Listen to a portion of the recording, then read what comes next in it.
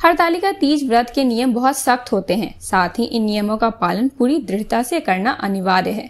मान्यता है कि इस व्रत के विधानों और नियमों को न मानने या उनका उल्लंघन करने से या किसी प्रकार से चूक से भारी अनिष्ट होने की आशंका रहती है। आइए जानते हैं हरतालिका तीज व्रत के नियम क्या हैं।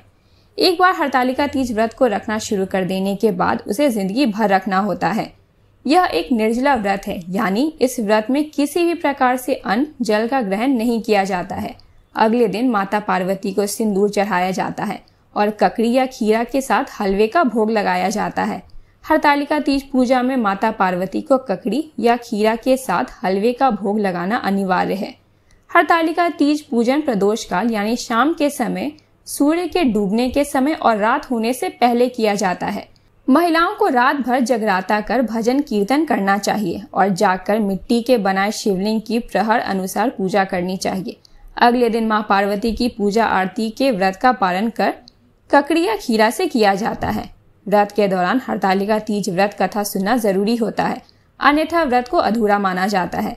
हरतालिका तीज की पूजा और उपवास का संकल्प लेकर व्रत शुरू करना चाहिए। व्रत के दिन मेहंदी सहित 16 श्रृंगार करना अनिवार्य है।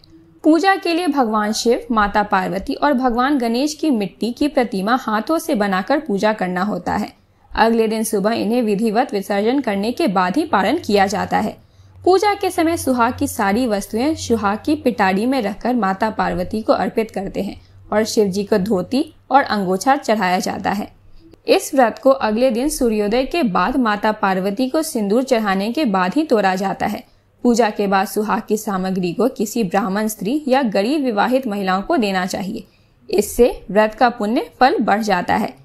इन सब के अलावा हरतालिका तीज के दिन काला कपड़ा धारण करने से बचना चाहिए। व्रत के दिन सोना नहीं चाहिए, अन्यथा व्रत भंग हो जाता है।